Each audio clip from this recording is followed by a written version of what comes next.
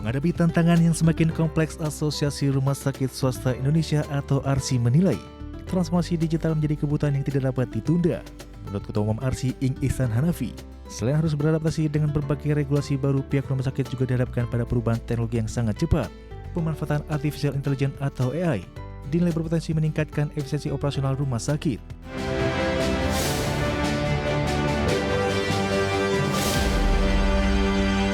Pemirsa, Asosiasi Rumah Sakit Swasta Indonesia atau ARSI menilai transformasi digital menjadi kebutuhan yang tidak dapat ditunda dalam menghadapi tantangan yang semakin kompleks.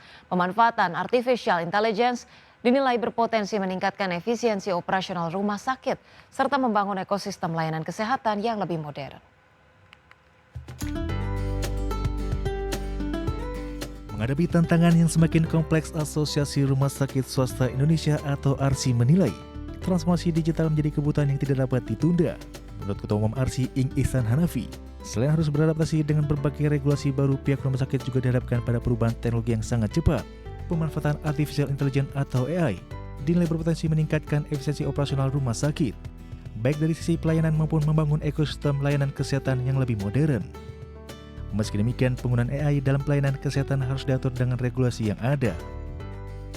AI ini sudah banyak kita beberapa teman-teman di rumah sakit sudah menggunakan AI ini dalam hal-hal mungkin administratif bisa memakai, sehingga tentunya ke depan akan membantu layanan yang lebih baik lagi. Selain dihadapkan tantangan digitalisasi, pihak rumah sakit juga dihadapkan keterbatasan sumber daya manusia, regulasi yang semakin kompleks serta tuntutan peningkatan mutu layanan. Karena itu, pemanfaatan AI hadir sebagai solusi untuk mengurangi beban administrasi, sehingga dapat fokus pada aspek klinis dan pelayanan pasien. Di Jakarta, Tim Liputan, IDXNO. Pemirsa, Badan Gizi Nasional akan mengalihkan motor listrik hasil pengadaan pada masa kepemimpinan Dadan Hindayana ke instansi lain yang membutuhkan. Wakil Kepala BGN Agustina Arumsari mengatakan motor listrik untuk operasional SPPG dapat dialihkan ke kementerian lembaga lain. Beberapa kementerian bahkan telah mengusulkan untuk memanfaatkan motor-motor listrik tersebut. Meski demikian, Arumsari menyebutkan keputusan pengalihan motor listrik tersebut wewenang Presiden Prabowo Subianto. Pengajuan untuk pemanfaatan oleh instansi lain ditujukan kepada kepala negara. Arumsari menyebut pengadaan motor listrik dibiayai menggunakan anggaran pendapatan dan belanja negara. Oleh karena itu, BGN memandang pemanfaatan aset negara ini harus dikaji ulang agar penggunaannya tepat sasaran. Karena tak semua motor listrik digunakan untuk kebutuhan BGN. Jadi memang kemarin itu Pak, kan masih dalam proses yang penyidikan itu ya, tapi memang akan dimanfaatkan. Nah kemarin sempat memang ada beberapa yang mengusulkan untuk pemanfaatan itu ya, antara lain dari Kemenduk Bangga ya untuk yang melayani, lalu dari penyuluh pertanian juga sempat, ini dari guru juga sempat ada, tapi kembali silakan mengajukan kata Pak Presiden, silakan kementerian yang kebutuhannya apa nanti biar dikaji oleh tim dari Pak Presiden sendiri ya. Kalau kami sifatnya nanti mengikuti saja, karena sebenarnya tadinya itu kan mau untuk kepala SPPG. Sebenarnya menurut kami yang enggak membutuhkan lah, karena fungsi mereka kan sebenarnya lebih kepada pengawasan di dalam di situ, mereka enggak yang perlu motor untuk ke lapangan. Pemirsa, Kementerian mencatatkan realisasi serapan anggaran tahun 2025 mencapai 94,6 triliun rupiah atau 82,9% dari pagu anggaran sebesar 114,1 triliun rupiah. Persentase tersebut menjadi yang terendah dibandingkan capaian realisasi anggaran dalam 5 tahun terakhir. Kementerian Kesehatan mengungkapkan realisasi anggaran tahun 2025 menjadi yang terendah dalam 5 tahun terakhir. Dalam rapat dengar pendapat bersama Komisi 9 DPR RI, Menteri Kesehatan Budi Gunadi Sadikin menyebut realisasi belanja Kemenkes tahun lalu mencapai 94,6 triliun rupiah atau 82,9% dari pagu anggaran sebesar 114,1 triliun rupiah. Persentase tersebut menjadi yang terendah dibandingkan capaian realisasi anggaran pada periode 2021 hingga 2024. Menurut Budi, rendahnya realisasi tersebut dipengaruhi adanya pemblokiran anggaran sebesar 12,3 triliun rupiah.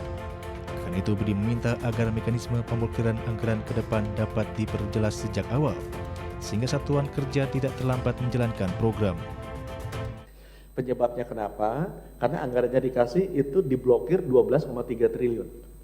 Jadi tidak bisa dipakai anggarannya. Dikasih anggarannya tapi tidak bisa kita dipakai. Ya, tidak bisa kita cairkan. Kalau kita hilangkan blokir ini dari angka, sebenarnya realisasinya tetap di atas 90%, yaitu 93%, ya, 93%. Masih lebih baik dari tahun 2022. Di sisi lain, Budi mencatat kinerja pendapatan negara bukan pajak meningkat. Total pendapatan mencapai 23,09 triliun rupiah atau naik sekitar 9% dibandingkan tahun sebelumnya.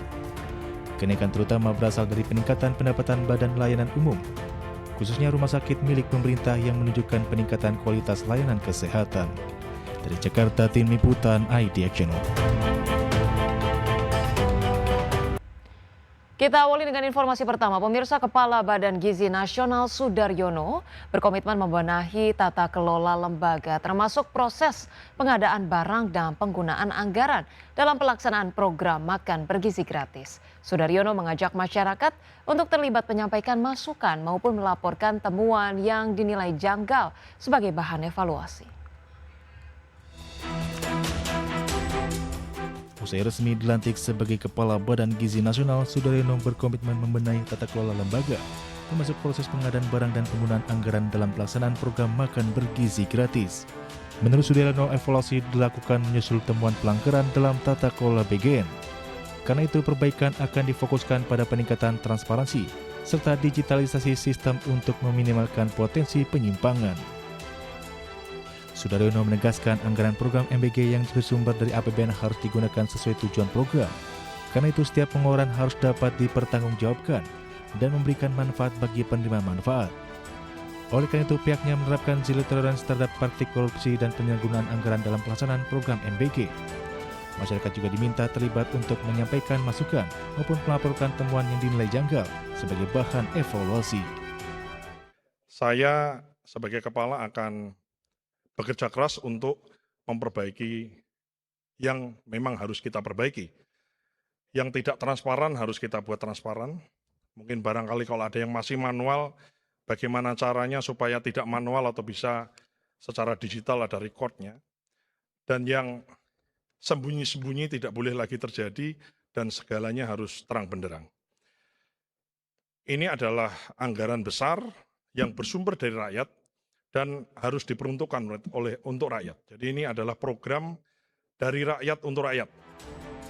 Sudaryono dilantik sebagai Kepala Badan Gizi Nasional menggantikan Nanik Sdeyang yang mundur karena alasan kesehatan.